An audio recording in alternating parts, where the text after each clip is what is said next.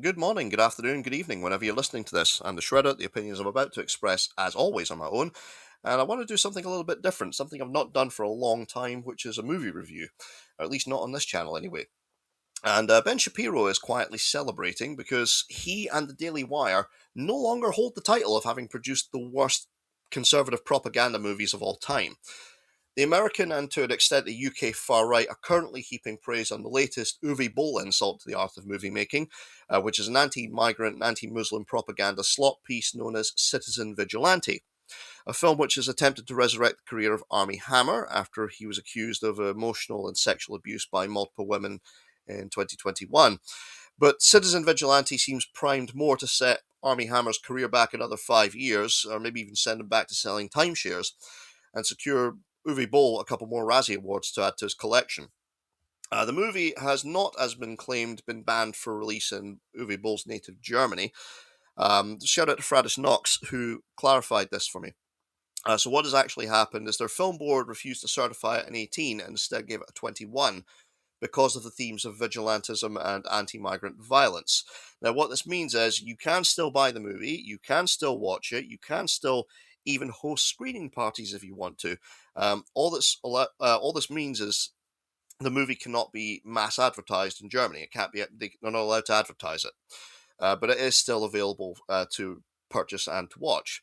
But this lie about it being banned in Germany was promoted heavily by Elon Musk, and he spread the movie and shared it to where it reached number one on both Apple TV and Amazon. And even then, though, with all that promotion, Citizen Vigilante is unlikely to make back its $2 million production budget, as most people have watched the movie for free on Twitter. Last reported figures were that it's made about $700,000 from streaming, but this won't even concern Uwe Boll because, well, one, Boll's movies usually lose money, but it's also been reported that Elon Musk is fully willing to fund a sequel to it. And the endorsement by Musk, of course, has also resulted in Citizen Vigilante being review bombed on Rotten Tomatoes, to where it's got one of the most drastically different critic to audience scores you'll see on that website. At the time I'm recording this, the audience score is 94%, which is amazing. The far right is actually pretending to enjoy another metaphorical shit sandwich and are telling everyone that an Uwe Boll movie is good, when anyone who's watched Uwe Boll's movies would be tempted to eat a literal shit sandwich if you agreed to stop playing it. Meanwhile, the critics' score is sitting at just 9%, which, to be fair, out of all the movies Uwe Boll has directed, this places Citizen Vigilante as the fifth highest rated one he's ever directed. That's some accomplishment.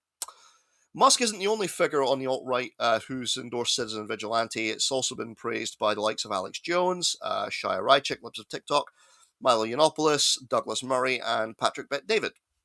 Citizen Vigilante is a production so bad it resembles a Darman video if his message was encouraging vigilante violence against migrants.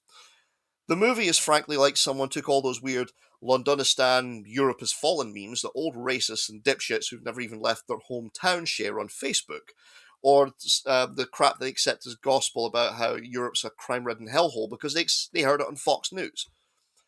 The film was it was done in Croatia, but never directly refers to that country. And why would they? Croatia's got one of the lowest crime rates on the continent. Instead, it simply takes place in a nebulous Europe with a mess of accents from the actors to where it's impossible to pin down to a specific country. In fact, they interchange Europe with the EU in this movie. But again, because this is Boll's whole point that Europe, the whole continent, is this crime-ridden hellhole. The plot, for a lack of a better term, is about Hammer playing an American living in Europe, running his late father's property business. Yes, the hero is a landlord because, of course, they are. They're also not even a citizen. They're someone who is himself breaking European immigration and tax laws. But this is the hero railing against other immigrants in Europe. I guess it's okay because he's white? Hammer's character releases videos talking about the downfall of Europe. He's angered by rowdy teenagers, migrants committing rape and murder, and a court system that is apparently letting them get away with it. Through his gun-toting vigilantism, Hammer kills innocent bystanders who weren't involved in a crime being taken place. He kills police officers for the crime of trying to do their job and arrest him for vigilantism. Meanwhile, he gets praised on social media by fuckwits who think what he's doing is wonderful and love his videos talking about the decline of Europe, because of course he does. It had all the far right talking points about taking your country back that I swore at some point the main character was going to watch a Tim Pool video, or there would be a cameo by Little Tommy Ten Names, Stephen Yaxley Lennon. Hammer's character also in this film gives creepy incel vibes in a scene where he negotiates a price and pays for sex, but then hyper focuses on a patch of mold that has grown in the building and the cause of it because it's a building he owns. So that might also account for some of the crossover appeal with Elon Musk's Twitter followers.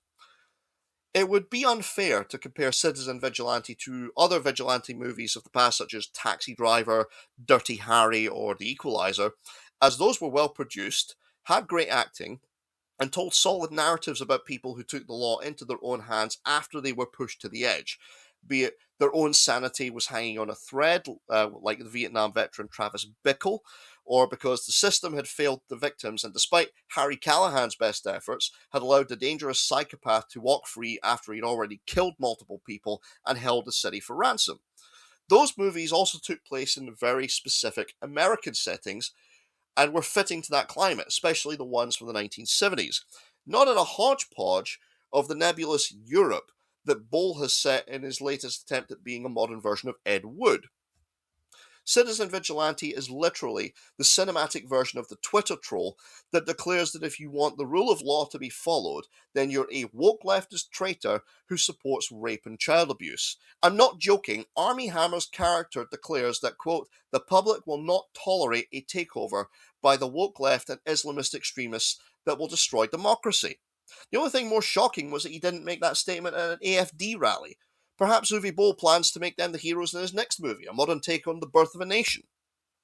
I'm actually wondering if the script was made using an AI programmed with Elon Musk's Twitter feed, or those AI videos on Facebook showing old English people ranting about how, back in the good old days, how things were, and how Enoch Powell was right. But that would be giving Uwe Boll too much credit, as I don't think even an AI could produce something this shit. Bottom line, Citizen Vigilante is a 90-minute waste of the lives of anyone who watches it. Take up a hobby, or stare at a patch of mold for that length of time. I'm the Shredder, that's my opinion.